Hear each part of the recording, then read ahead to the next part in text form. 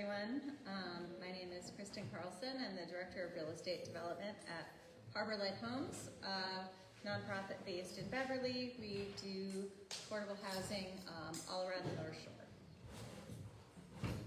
And this morning I'm going to talk to you a little bit about creating affordable homes, why it's important, why it's needed, what we're up to, and what you can do to help.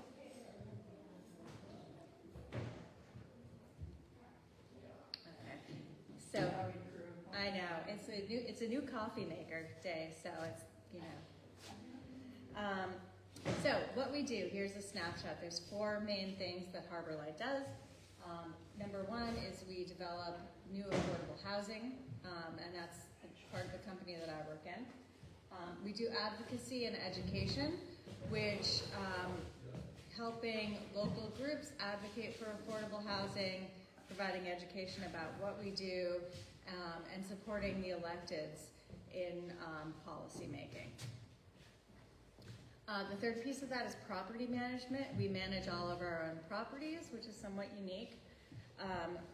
We have 520 currently units owned and managed, and about 500 or so in the pipeline. That means that those are coming.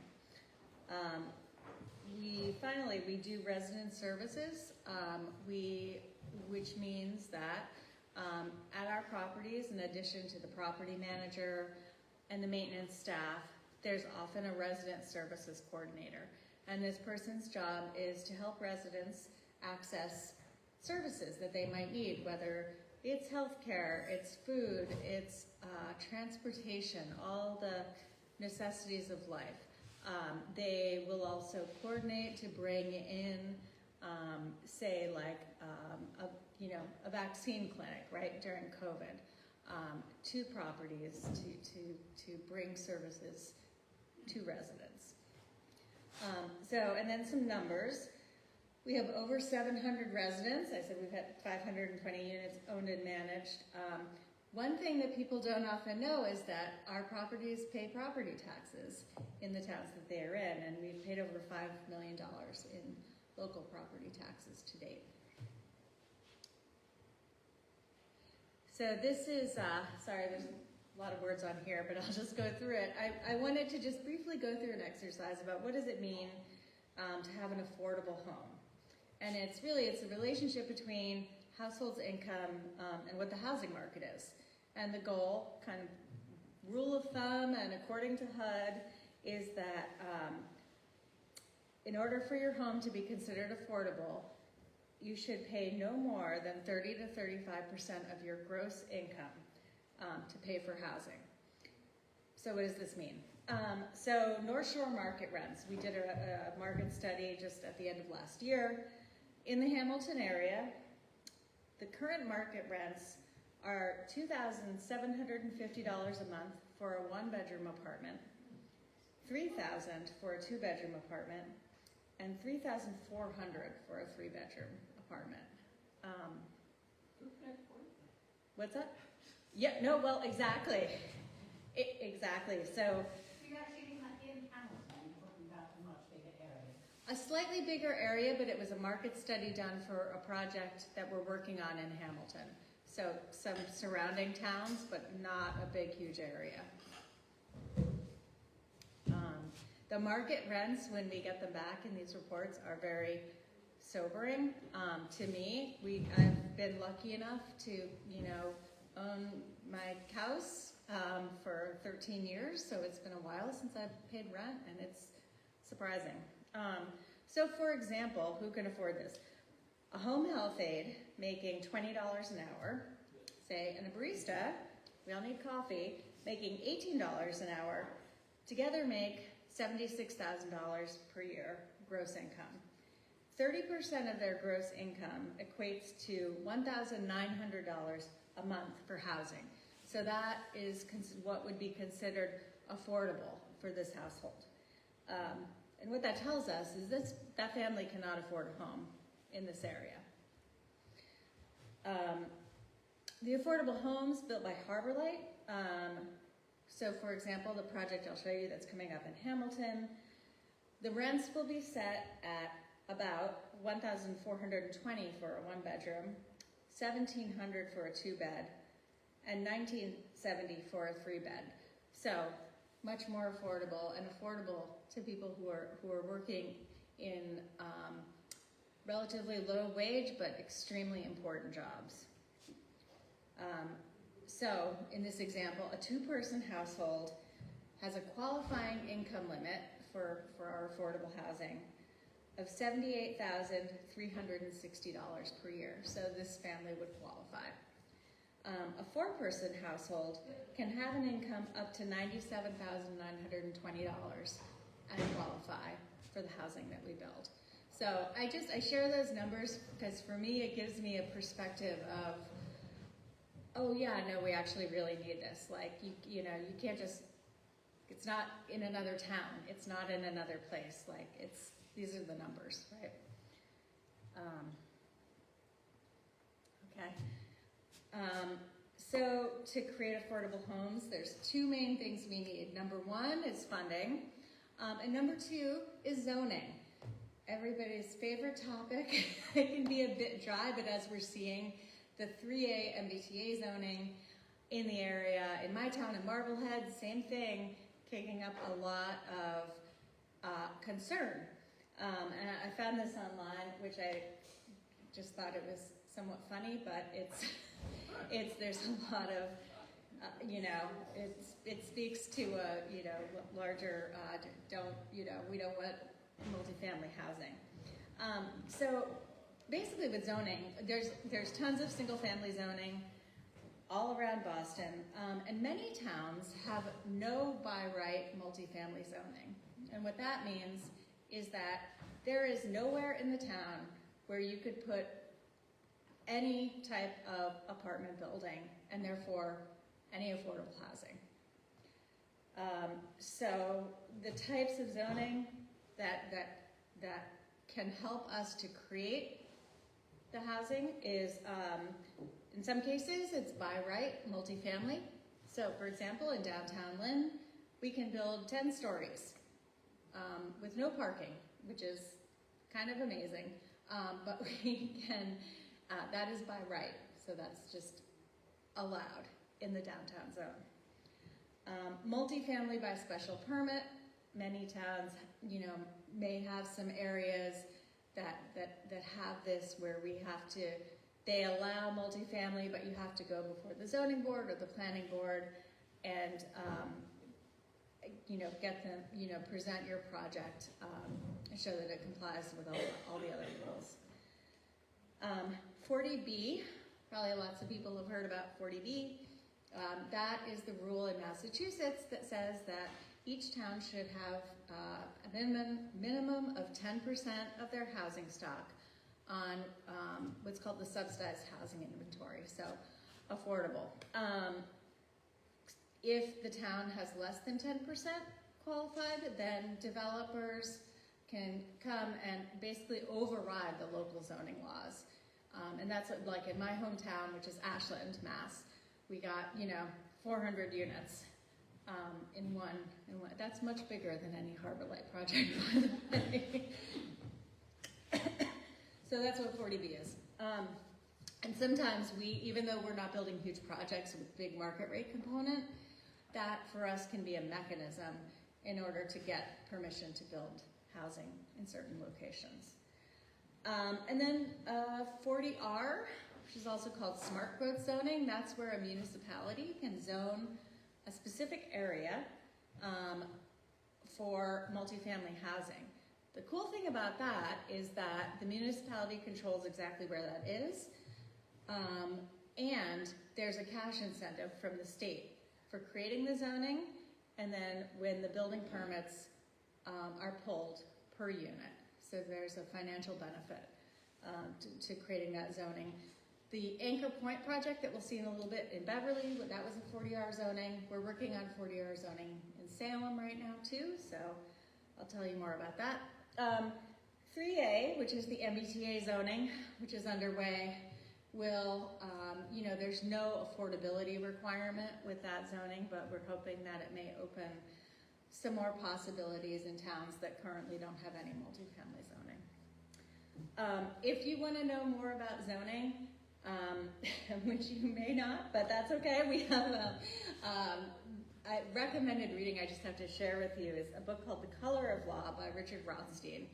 It's a really excellent book, and it talks about the history of zoning, and it's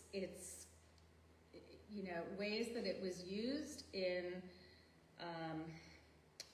exclusionary and racist policies that have persisted. So yeah, it's a great book.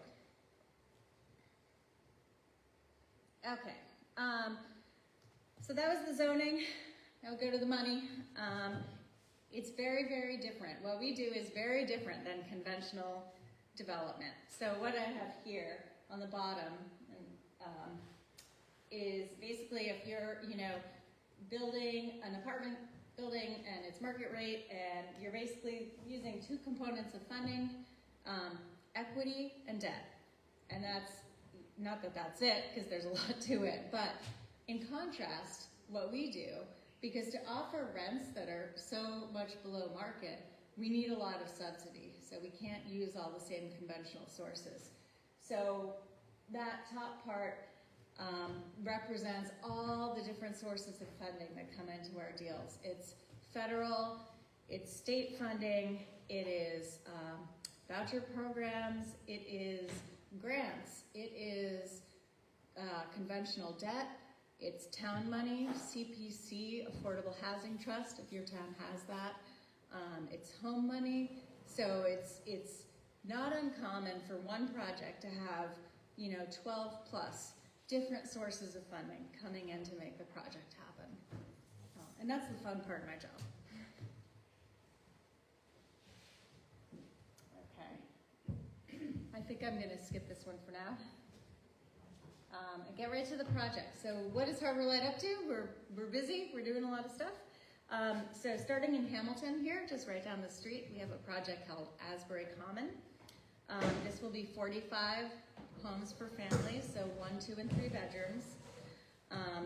We are in the process of applying to funding at the state level. It often takes multiple years to assemble all the funding, so it's a marathon, it's not a sprint. So that can be time consuming, but we're in the funding round now.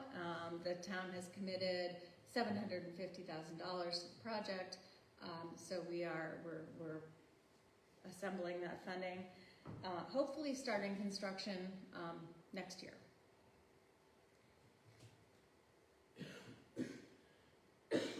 Okay, in Ipswich, we have a project that is called Agawam Village.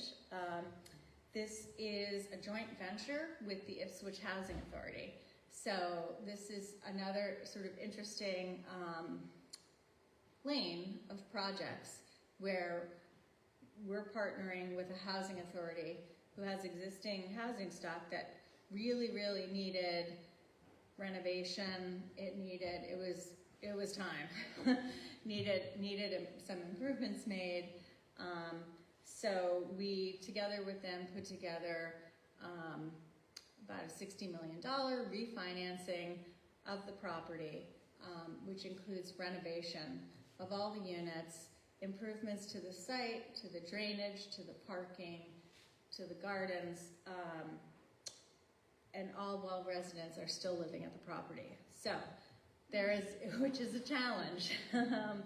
So we're working with people who help with relocation. So, people move their things out with help for the, 10 weeks that their apartment is being renovated. They live in one of the already renovated. We started with some vacant units that we renovated, and those became sort of hotels, and then they moved back in.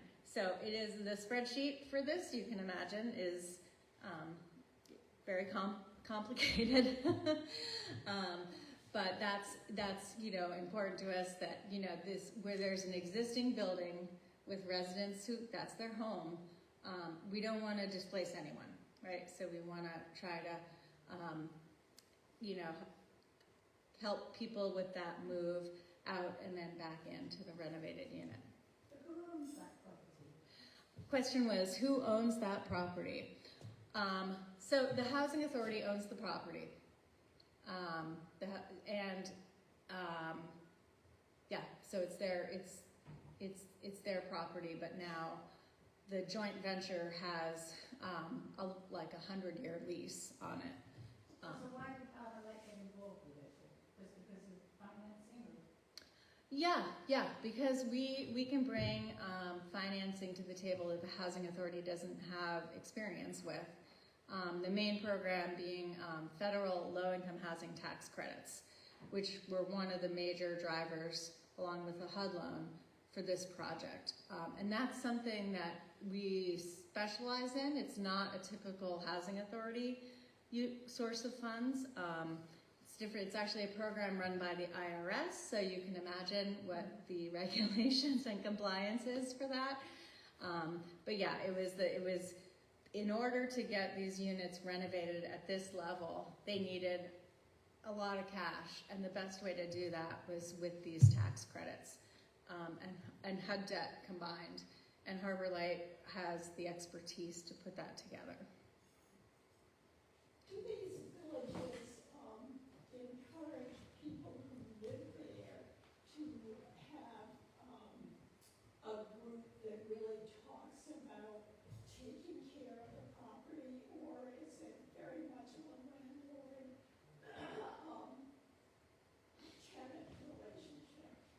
Sure. So the question is, within these properties, are there groups of residents who maybe take special care of the property, or is it more of a landlord-tenant relationship? Did I get that right? Yeah. Okay.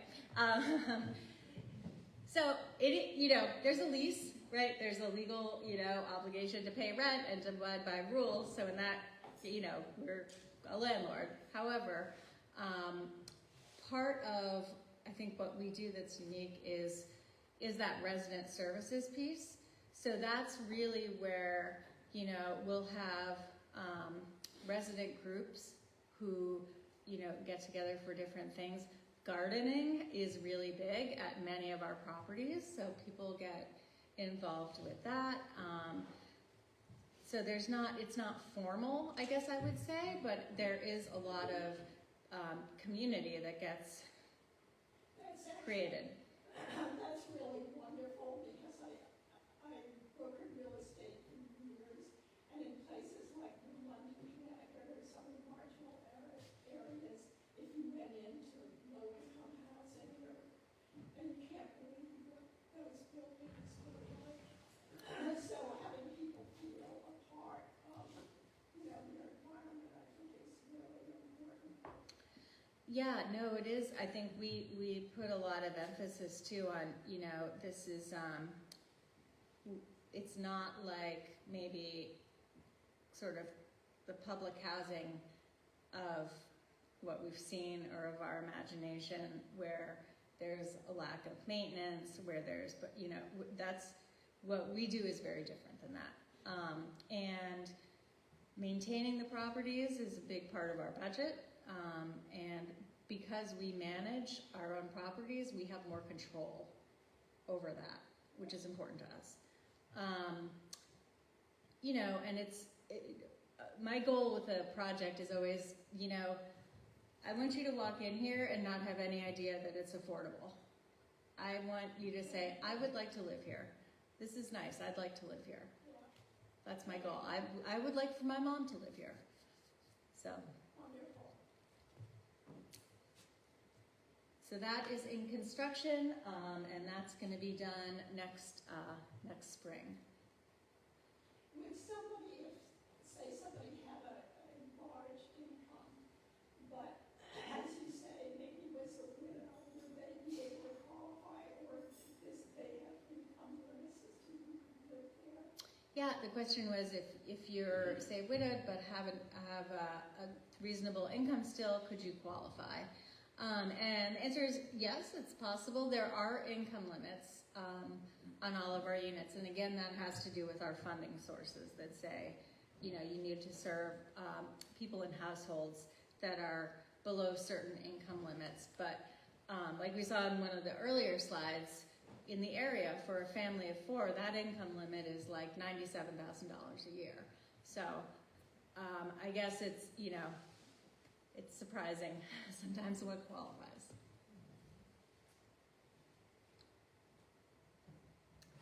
Okay, Anchor Point, this is our project in Beverly. This was accomplished by 40R zoning that the city did. City council voted unanimously to create this zoning here. It was a vacant parcel.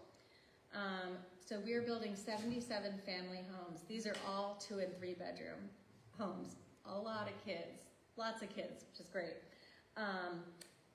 The first phase is complete. So that has 38 units. That's fully occupied. Almost all of the original residents are still living there, which is great. We love to see that. And we do, as part of our funding, we have to do income certifications every year for all the households. And anecdotally, the incomes of almost everyone in the project went up over the course of a year.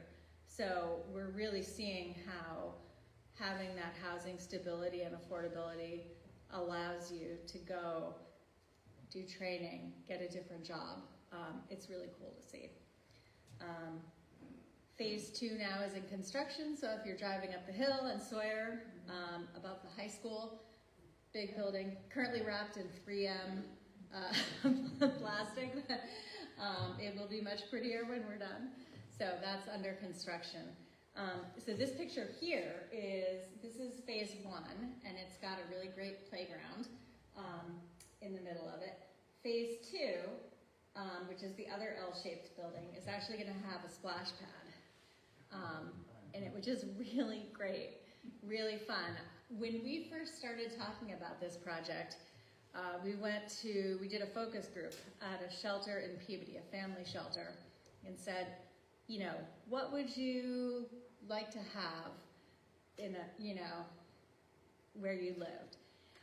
Splash pad came up, like, quite a bit, and we were like, oh, I wonder if we could do that. So we're doing that, and that's funded actually philanthropically, because the state and, you know, are not necessarily going to pay. They'll pay for a playground, but probably not a splash pad. So that's how we're funding that piece. But that part of it is, you know, we want these to be places where people want to live and that are, you know, space for their kids and, yeah. Sorry, what is a splash pad? What is a splash pad? Okay. That question is, what is a splash pad? Good question. So a splash pad is it's like a playground with water. And so the water shoots up out of the ground or out of different play structures. So there's no swimming and all the insurance that comes with that, but there is water and splashing and playing. So if you've seen, there's actually one on the Greenway in Boston where they've got, you know, water and then it stops and the kids go over and look and then it comes back up again. So, so that's what that is.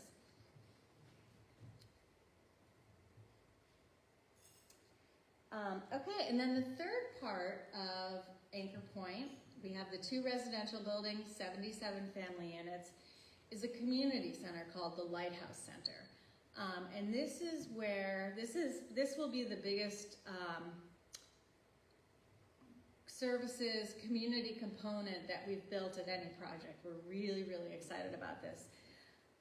It will have so on-site, it will have an on-site childcare, which we're partnering with Pathways for Children on. They will run we don't do childcare, so they will run the childcare, so that people who live at Anchor Point have high-quality, affordable childcare right next door. And then obviously they'll let other children enroll as well. We just received a $1 million grant from the state for that component of it, which is very exciting, because this whole piece is also funded philanthropically. In addition to the child care, we will have outdoor spaces, community gardens, playing field, sport courts, including pickleball. We'll have a bunch of community rooms, we'll have a community kitchen, we'll have classrooms, there'll be a fitness center, there'll be a small little healthcare space, say for like a vaccine clinic or visiting nurse or, you know, blood pressure checks or things like that. And then a very large community space at the top of the building. So we're excited about that. And so it'll be for the use of the residents, and we'll have staff who are going to be partnering with other organizations, right? Because we're not set up to run, say, like an art program for children, but we would love to bring that to our residents. And the idea that they can get activities and services that they need in such proximity is what we think is really special about this. So we'll be partnering with other organizations who can come in, run programs, run classes. We're currently partnering with the North Shore Community College. They're offering CNA classes at Anchor Point Phase 1, phlebotomy classes. So it's great to create that space, to have it on site for all those things to happen. Okay, the old Briscoe School in Beverly, Beverly Village for Living in the Arts. This was a joint venture with a developer called Beacon Communities out of Boston. Historic renovation. So there's 91 homes, 85 affordable senior units, and then 6 artist live-work studios. Construction is, well, it's complete. It's complete, meaning they have their certificate of occupancy, so people can begin to move in. There's still work going on the site, and finishing up the last bits here and there, but people will start moving in this month, probably later this month. This building is really, it's incredible. It is a tank. It is an amazing building. The units are beautiful, big, tall windows, really, really lovely. Community spaces that they have there too are really nice. And in the middle of the building is an auditorium, and that was preserved. And so talking with various groups about how to use that auditorium space, I think currently it may possibly be a children's theater program. So continuing to use the old building for multiple uses together at the same site. So that's pretty neat. Okay, going down to Lynn. This is Catalyst Housing. Again, we do joint ventures, as you can see. So we're partnered with a group called the Haven Project. The Haven Project works in Lynn. They provide services for homeless young adults. They really wanted to provide some permanent housing, but that's not their expertise. Their expertise is the services, right, and the people they work with. And Harborlight's expertise is the housing. So we got together, and now we're doing this project together. This is in construction now. It's 24 homes for homeless young adults. They're very small studios that you can kind of see from that middle rendering. There's little kitchen, little bathroom, sitting area, bed. About 300 square feet. So these are very small, but it's housing, and it's everything you need. You can see there, that's the existing space before we got started. Here we are on the outside of the building. This is a historic building as well, which is interesting because there's different requirements. That's another source of funding though, historic tax credits. So that's another thing we can take advantage of with some of the older buildings, which is great. But it means we have to put historically accurate windows in, we can't cover up the beams. The real bummer is that we're not allowed to insulate the exterior brick walls, which from an energy perspective is horrible, horrible. So the historic tax credit compliance period is 5 years. So at the end of 5 years, we're going to be ready with our insulation because, you know, where there's a big push towards electrification. We pay all the utilities at our property.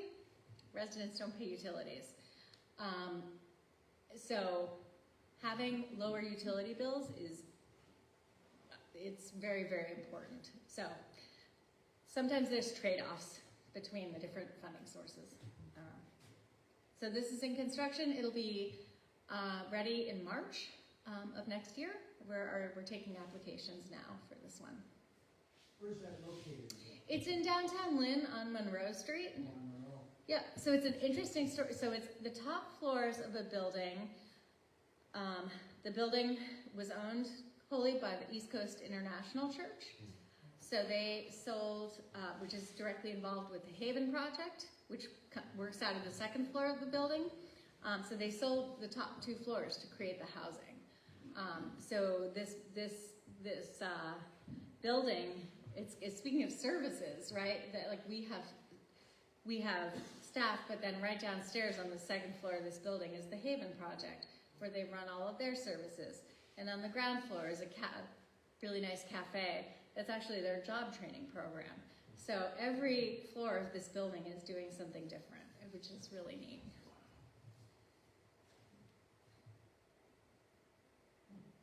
Okay, this is a new one called Depot Lane. It's in Ipswich.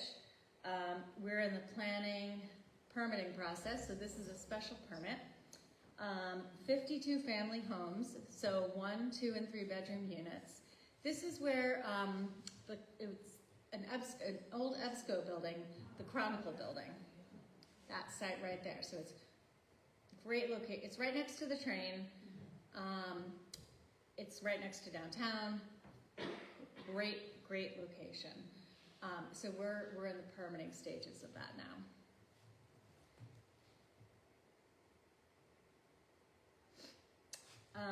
Granite Street Crossing up in Rockport.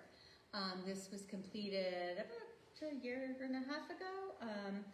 This is a smaller project for us. So our projects range from, 20-something units up to, 60 units is maybe, at the high end.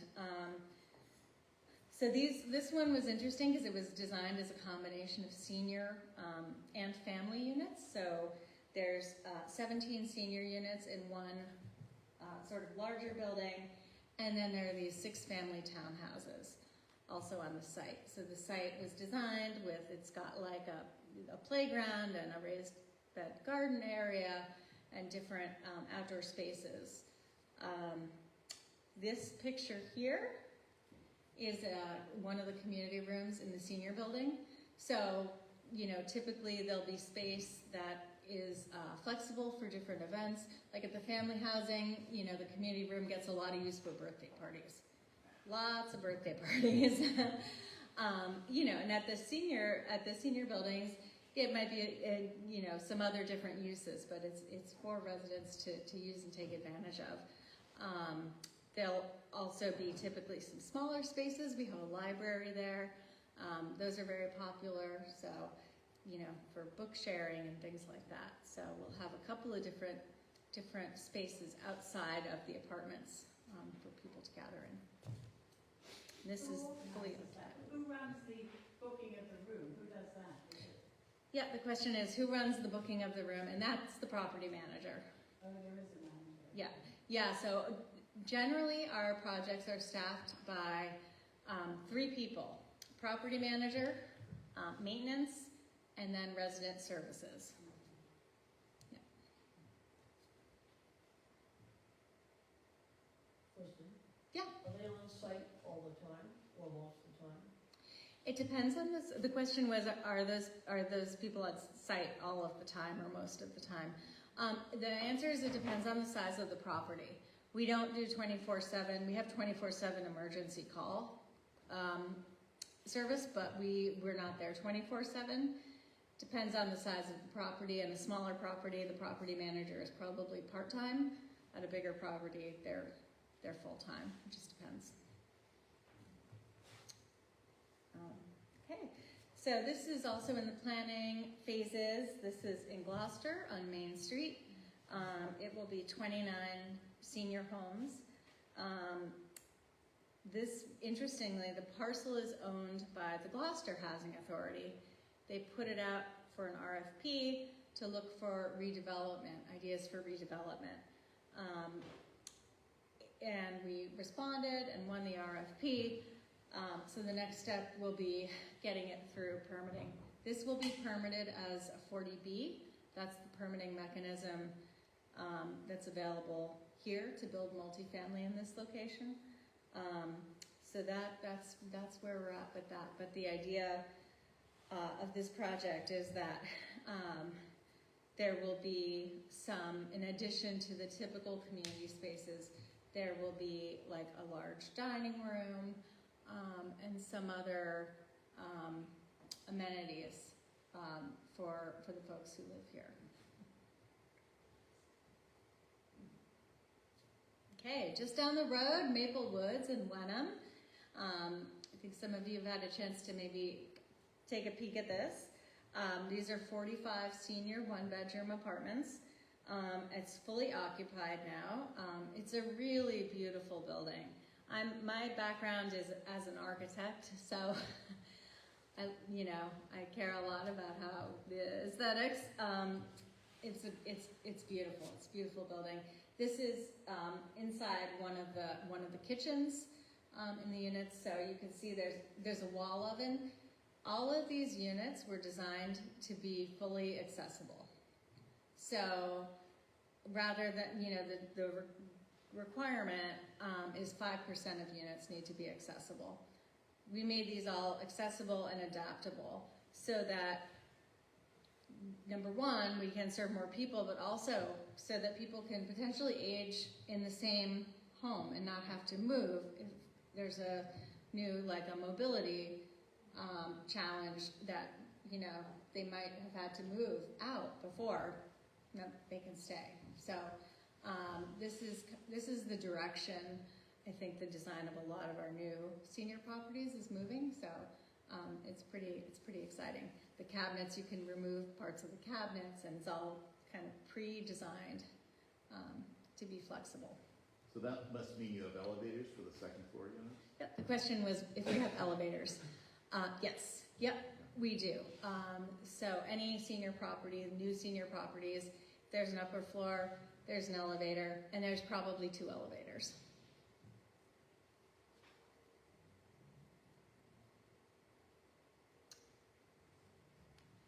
Okay, LifeBridge block. This is in downtown Salem. So this is partnering with LifeBridge, a shelter and services provider in Salem, to create a new campus that would give them new space, better shelter space, move their thrift store there, do other programming, and then Harborlight's piece would be about 60 units of housing for homeless individuals. We have a project similar to this in Salem already called Boston Street Crossing. We renovated 2 former rooming houses into small studios for homeless individuals with lots of supportive services. So this would be similar. So the current zoning, I'm going to bring it back to zoning for a minute. The current zoning does not allow this use. And so the path, in this case, is for the city to pass a 40R zone, a smart growth zone, that would allow multifamily in this specific place. As you can imagine, this has gotten very, very controversial. Very, pretty challenging. So we're hoping that the city council votes by the end of the year, but we're not sure. And I share,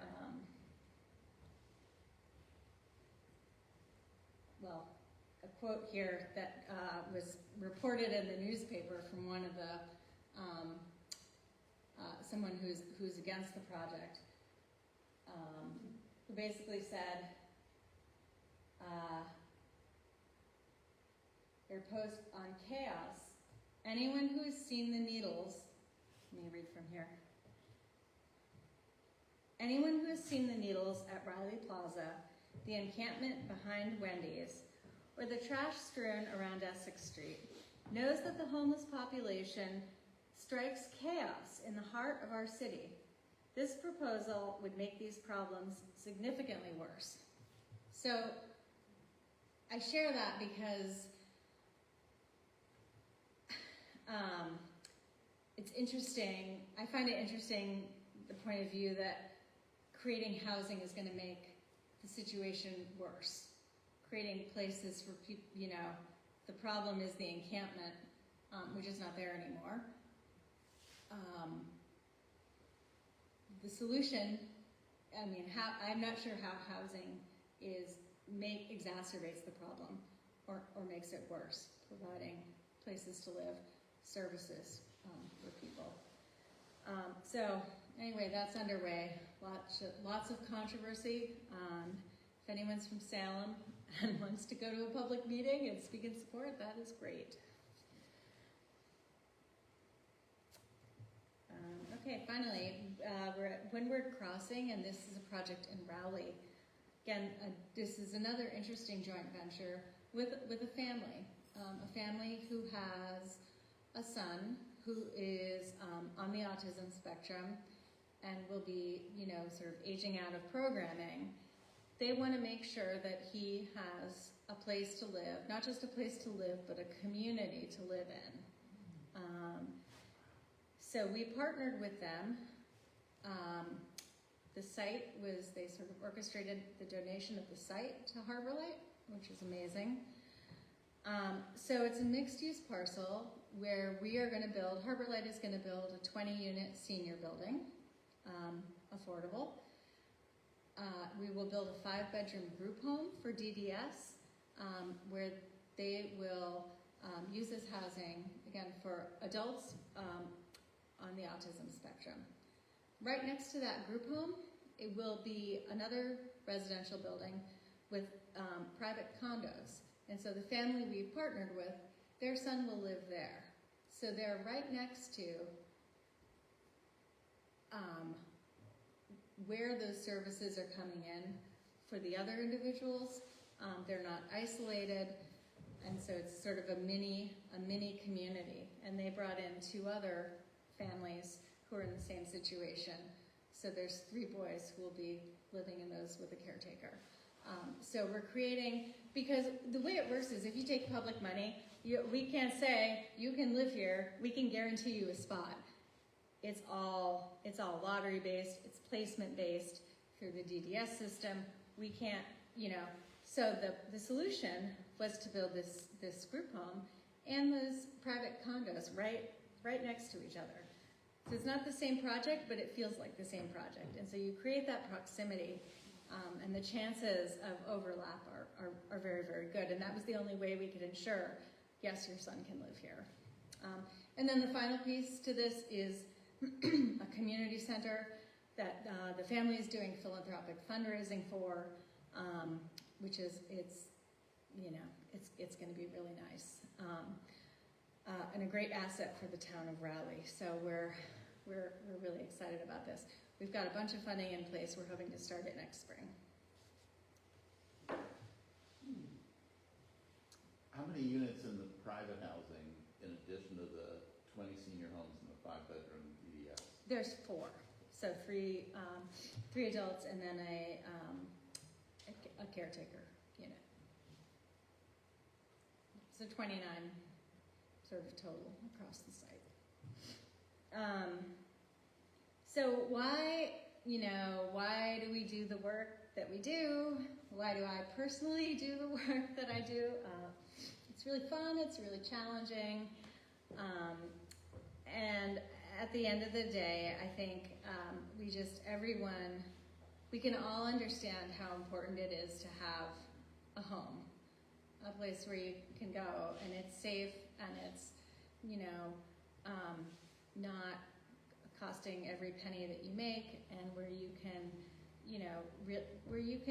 it's your home base, where you live your life. So it's just so fundamental.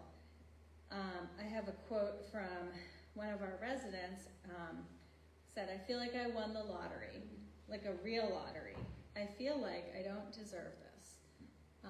And we get, people come to our housing from all different scenarios. We have families who are living in cars who come and they get a 3-bedroom apartment, and they all sleep in the same room to start because it's uncomfortable to have that much space.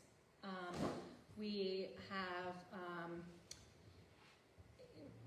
people who have been living in a tent out in the woods for 3 years, and they need to relearn how to use the microwave. There's really, people come from all over, and it just, so my part of it is the real estate development side.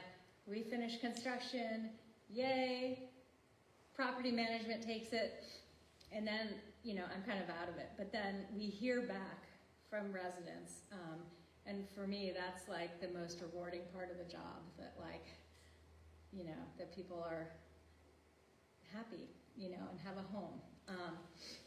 So I just wanted to share two little pieces from the Bible too that I think apply. First one is Isaiah 32:18. "My people will live in peaceful dwelling places, in secure homes, in undisturbed places of rest," which is what I like to think about when I go home. And then John 3:16-18. "This is how we know what love is. Jesus Christ laid down his life for us, and we ought to lay down our lives for our brothers and sisters. If anyone has material possessions and sees a brother or sister in need, but has no pity on them, how can the love of God be in that person? Dear children, let us not love with words or speech, but with actions and in truth." One thing, I'm sorry, I don't need to do so much talking, but around here we don't have a big crime problem. But in cities, home ownership, there's a real correlation between home ownership and crime areas. So the more people you have living in houses where they feel it's really theirs and they're a part of, statistically you will have less crime problems. That's an interesting point. So, And Bill Clinton really understood this, and he was, I'm going back a long time, but he was one of the first presidents to really give money for affordable housing and really start affordable housing for people because of that correlation. right, so the correlation between, in some areas, crime and home ownership, and Yes. that the more you have communities where people either own their homes or are invested in where they live, the lower the crime Yes. statistically. Yeah. Yeah, I mean, I think it's, we all want to live where we feel like, people care about what's going on around them. It's, the homeownership question is an interesting one. There are some programs out there. We've tried to do sort of first-time home buyer because we'd like to add that to our portfolio and options for people and for families.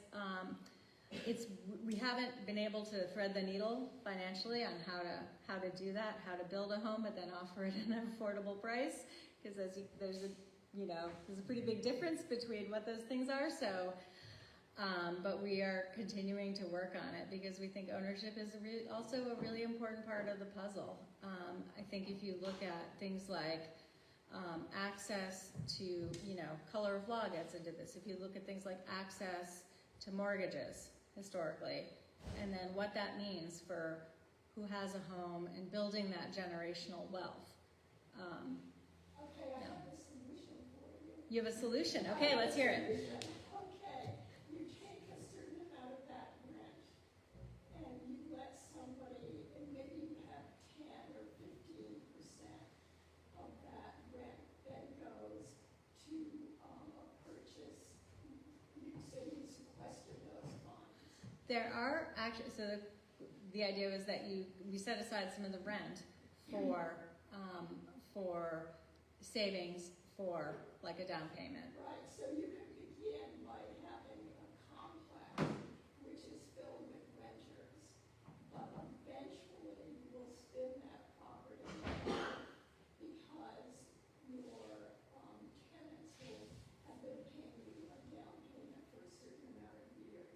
Look into the government, because there might be some funding like that. So there is, so the thought was that if people are sort of paying in along the way, rental units could be converted to ownership units. Right. That's not something we do yet, but there is a program actually under Section 8, public housing, that allows, as your income goes up, in that case, so does your rent.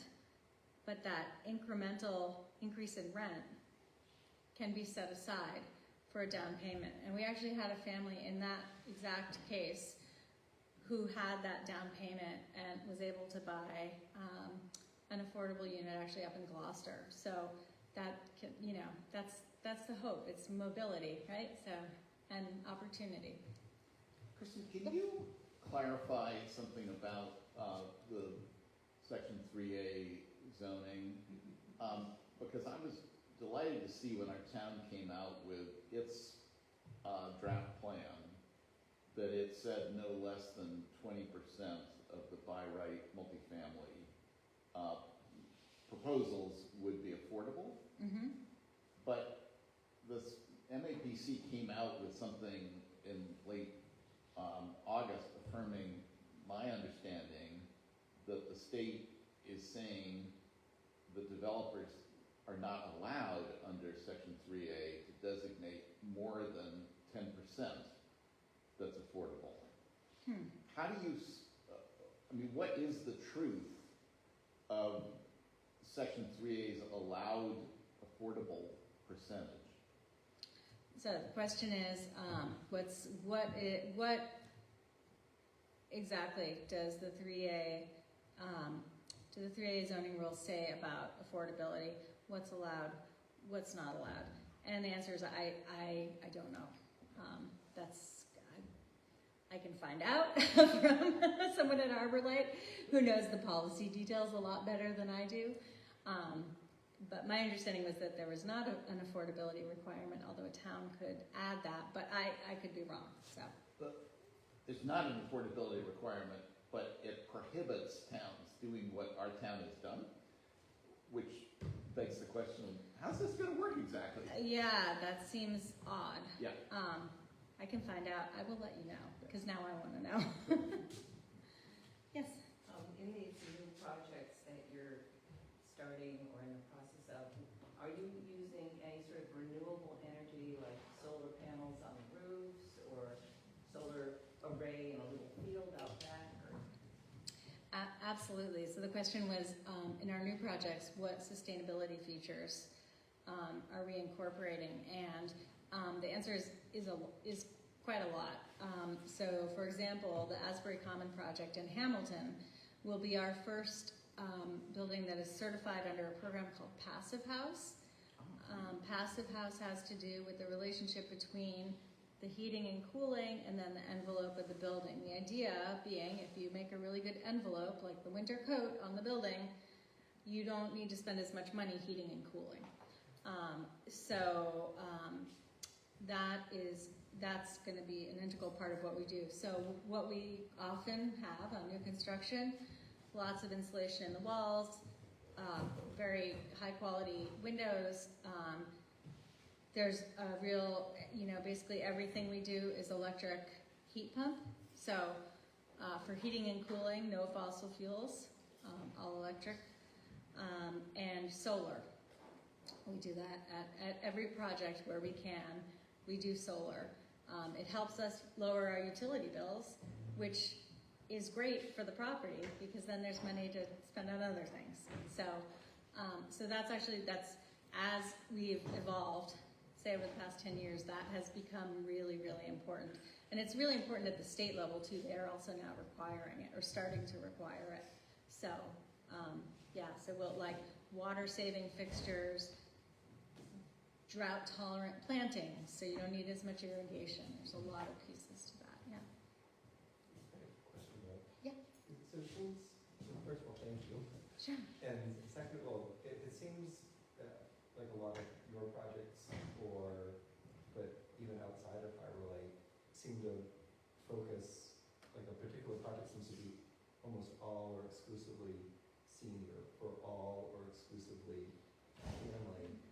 And is that a byproduct of, as opposed to having like mixed income, mixed, family and senior housing, and is that a byproduct of what the zoning boards or the housing, or what the local governments are looking for? Or is that a byproduct of like the funding streams that are available from like state and federal, like that are kind of like driving projects to be majority one type of housing or as opposed to like mixed use?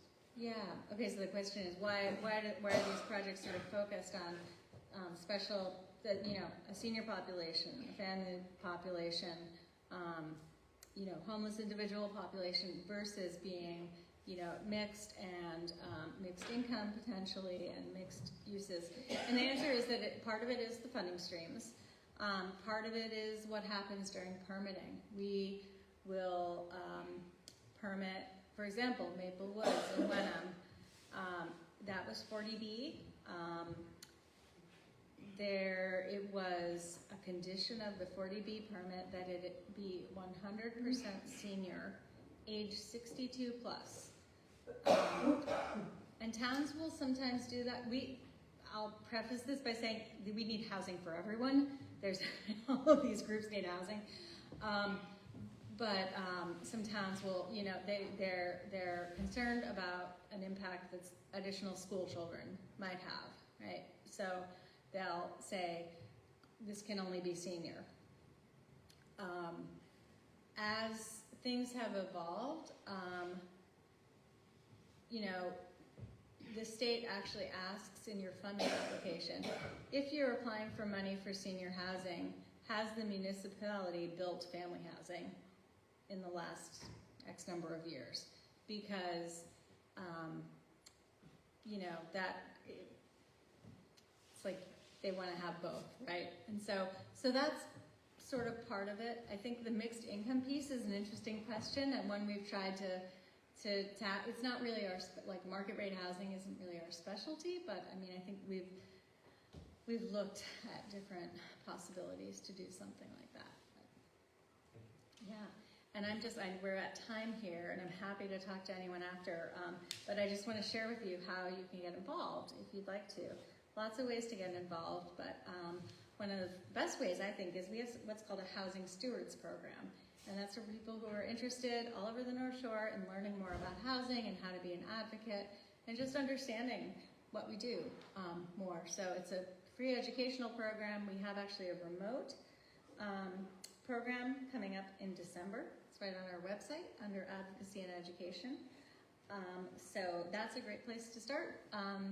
Not just what we do, but what's happening with policy and zoning and the need for housing. So that's a great place to get involved. And showing up at local zoning meetings, showing up at town meeting and voting for CPC allocations to housing is so important. So that's another way to help out. So it's 10:15. I'm going to stop, but if anyone would like to talk